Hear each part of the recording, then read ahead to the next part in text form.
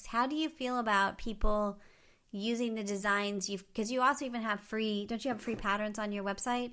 How do you feel about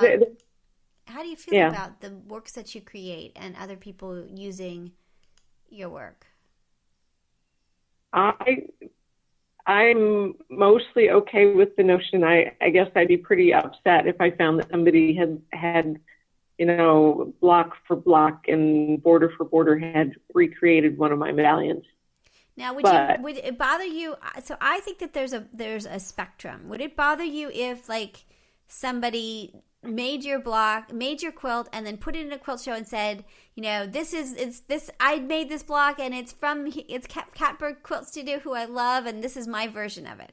That wouldn't bother you, right? Because you get credit for it and they were just in love with or would it? Would that bother you? Like, where's the spectrum? I think everybody has their own personal spectrum of like where they'd write their name on the wall.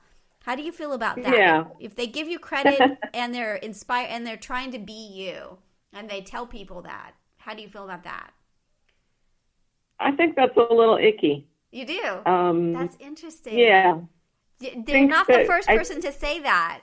And that's really interesting to me. You really want people to be creative and not taking your work word for word. Is that what you're saying? I think they should be themselves and do themselves and not do me, because I'm doing me. I'm the best person to do me, and they're the best person to do them. And that's So if they maybe said, "Wow, I really love this through this and this," but gosh, that middle border, I would never make all those blocks. Right. And they just did something else. And that would be, frankly, enough that it would be their thing and not my thing. Got it.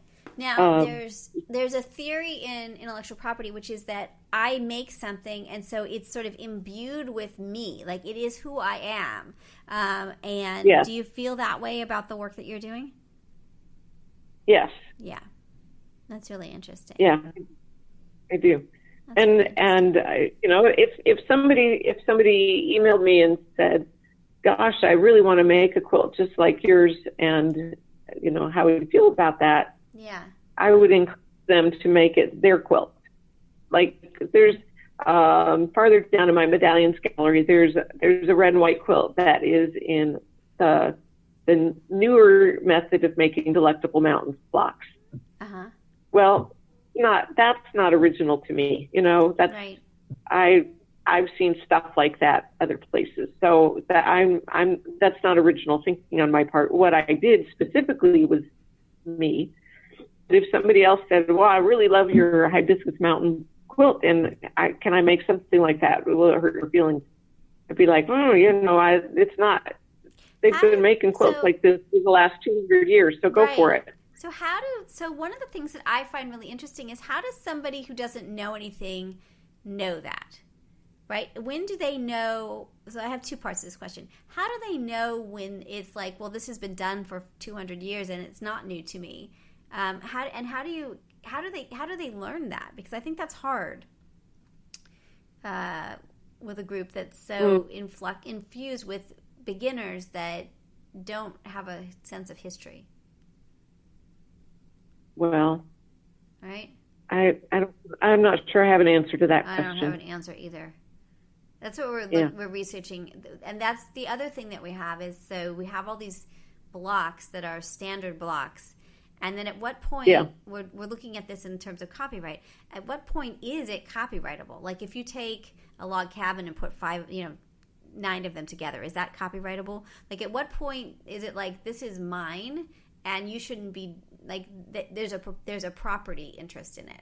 And I find that really interesting too, because as you said, it's all about the creativity, and then at some point people do feel like, there's a moment when people say, this is mine, and whether that's legitimate or not is always interesting. And also when, because it seems to vary. Some people feel like all they care about is as long as Macy's isn't selling my pattern on blankets, that there's no commercialization, I'm cool with whatever anybody does.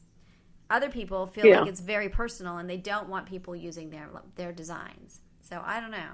Yeah. And how to express that, like I said, I don't think I have an answer for you. I don't either. I don't think there is an answer, Melanie. I think there's just there's a lot of questions and we're just at the beginning. But I do think it's a balance between the history, things in the public domain, and copyrighted works, and when to ask permission and when you don't need to, and all that. And then just being a good citizen. I think that's super important too, So it's hard, it's challenging, but we're all creative, and so it's sort of helping people understand that creative road so that they can be more creative, So, yeah, cool. Well, this is awesome. Okay, this is so great. Any last thoughts? It seems like we're great, and I would love to chat more with you as we go. We're going to do more history stuff. I would love to involve you. We're getting a group of historians together to chat about things and have interviews. We've done 3 of them so far, and we're doing more, and we're going to spend more time on the history of quilting and the role it plays. So I would love for you to be part of that, because your stuff is clearly doing great stuff, and that's so important. And helping people understand the history and what role history plays in quilting is really important. So yeah, I think so. Cool. Awesome. That would be great. Awesome. Well, thank you for joining our Facebook group, and it's great that you came from the article. That's super awesome, and I can't wait to play more. It's super great. Well, thanks so much. This was a lot of fun. I appreciate the opportunity. Of course. It's so great. Okay, cool. Hold on. I'm going to turn off the recording, but hold on. So this is Elizabeth Townsend Guard. You've been listening to Just Wanna Quilt, a research podcast coming out of Tulane University Law School. We want to hear from you. Join our army, our quilting army. Go to our Facebook page. Suggest people to be interviewed. Suggest yourself to be interviewed. We are excited to hear from you. But most importantly, I hope you get a chance to quilt today.